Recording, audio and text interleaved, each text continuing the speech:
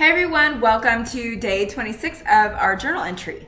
And I would just like to add that we are close to the end and you guys have done phenomenal. So far, this has been an extraordinary and amazing journey for myself and for all of you. Today's topic is one that I had struggled with for a while, for years, and I think that most people in general do, but it's maybe just not talked about as much. Selfish or self-preservation? Do you identify with either of those, and if so, which one? What are the differences? Well, to put it plain and simple, selfish is when you are thinking of only of yourself without anybody else in consideration, where you are lacking the ability to think of others and what you do and how it affects other lives, whether it's something that's hurtful or just being negligent in decisions and choices, especially when you have families or friends. So basically, I think we all kind of know what selfish means. It's just thinking of yourself and no one else. And I'll get to kind of a little bit, I'll talk a little bit more about that here in a second. Self-preservation is self-protection. Making a choice for yourself that protects yourself. Being able to walk away from a situation or a person or something that is harming you, whether it be physically, emotionally, spiritually, all those things. Or being able to not so much even walk away, but just to say no. To think about yourself in a manner that you are protecting who you are. Okay, so we've touched on all of this throughout this process, but let's go a little bit further into it. Selfishness. So selfishness is something that I learned, what it meant when I was younger. Teenagers, kids, they're kind of selfish, and that's just kind of how they're supposed to be, in the sense that their world is very small and they think mainly of themselves. And that is because their world is small and they haven't experienced much. As we get older, though, and we become wiser and more aware of our surroundings and the people who are in our life and cause and effect in relationships, friendships, etc., we begin to become aware of exactly what selfish is, whether we've done it ourselves or we've been affected by someone who is selfish. Are we guilty of it? Yeah. Is it wrong? Not always, depending on the situation.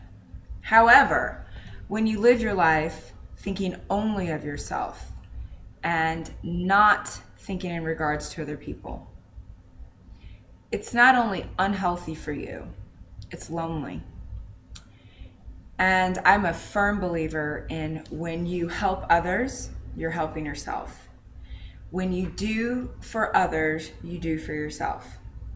So my goal is to always avoid selfish behavior as much as possible. Now, does that mean I don't take time to myself away from my kids so I can breathe? Is that selfish? Sure is, but it's a good kind of selfish. It's kind of falls in line with self-preservation, preserving oneself, who I am, who I want to be, the kind of woman I want to be, the kind of mother I want to be, the kind of artist I want to be. So I need alone time sometimes to breathe, to take a break. Is it selfish of me? No.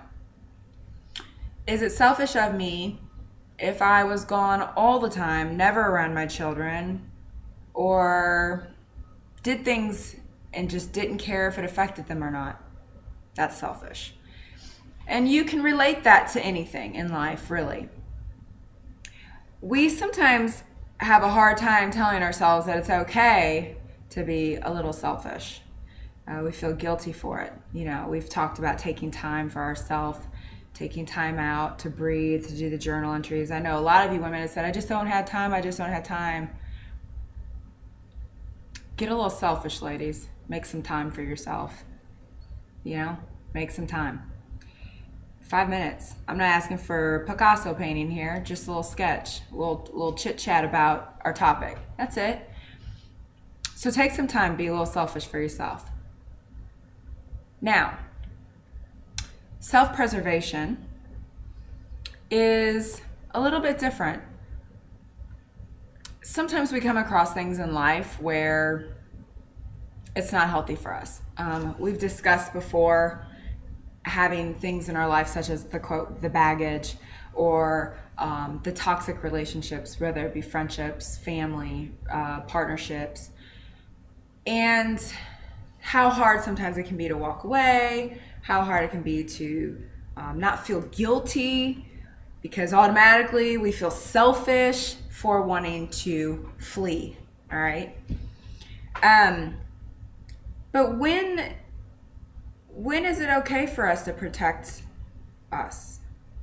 And when do we stop telling ourselves it's selfish? Sure, it's hard to walk away from situations.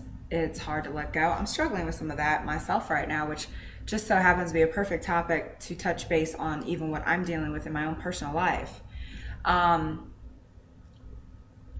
So self-preservation is more about protecting who you are. And that goes to say, what if you have a friend or a sibling, family, some kind of relationship, and it's self-destructing on its own. They're self-destructing, but it's bringing you down too because they're dragging you in it. We've talked about that. Do we feel selfish when we're trying to leave that situation?